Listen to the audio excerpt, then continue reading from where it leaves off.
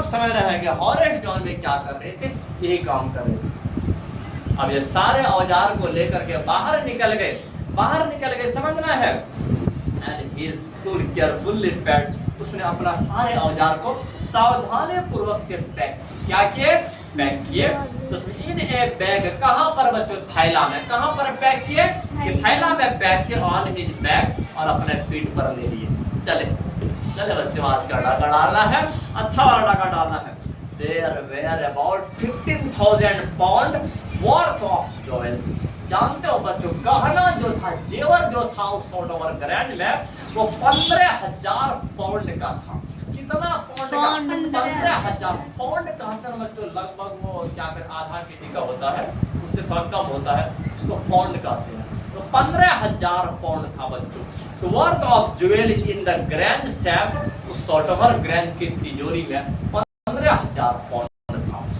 If he sold them one by one, अगर Horace John में एक करके अगर बेचता, तो he expected to get at least 5,000, उसे 5,000 मिल जाता। उस जमाने में 5,000, उस जमाने में 5 लाख के बराबर है। 15,000 पाउंड और 5,000 मिल।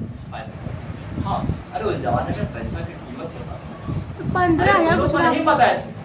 अरे हमारे बाप जी कहानी कहा करते थे कि कुछ साल पहले, 2000 के पहले, जानते हो हर टीचर का जो मंथली फीस होता था 100 रुपया 150, एक महीना पढ़ाओ 100 रुपया 150 रुपया ले लीजिए, घर चले जाइए उस जमाने में।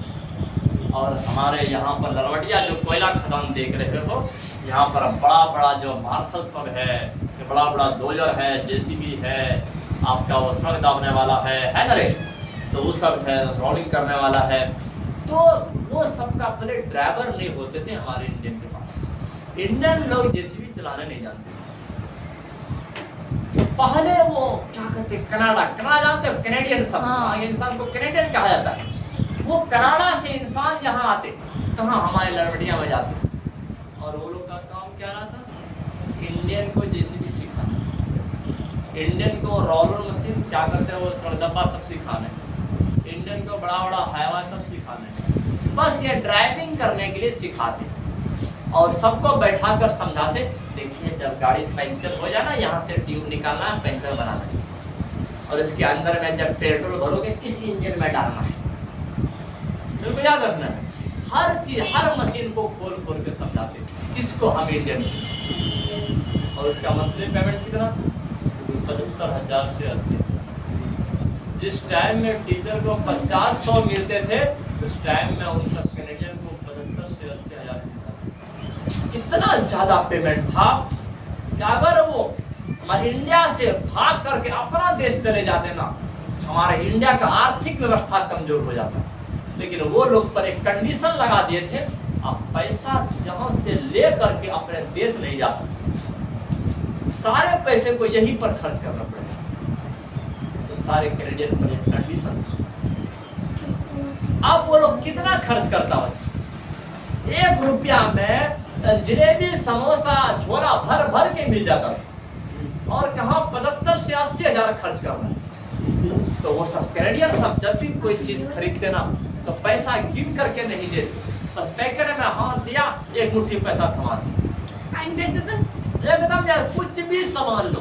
क्या कहते, आप मटन ले लीजिए, क्या वो खस्सी का गोश्त ले लीजिए, क्या कहते बकरी का गोश्त ले लीजिए, ऊँट का गोश्त ले लीजिए, खरगोश का गोश्त ले लीजिए, आप मुर्गिया का, बकरी का, भेड़िया का, चूहा का, गिल्ली का, कुत्ता का, किसी का भी गोश्त लो, कि वो सीधा अपने पैकेट में हाथ डालते और एक मुट्ठी पैसा दे देते, वो तो एकदम गदगद है। जहाँ 1 रुपया कीमत था बच्चों, वहाँ 10,000 मिल गया। इतना खुश होते थे इंडियन नारे, और वो लवड़िया के सामने मेरा ढेरों सब दुकान खड़ा कर देते, आइए मेरे पास आइए, मेरे पास आइए।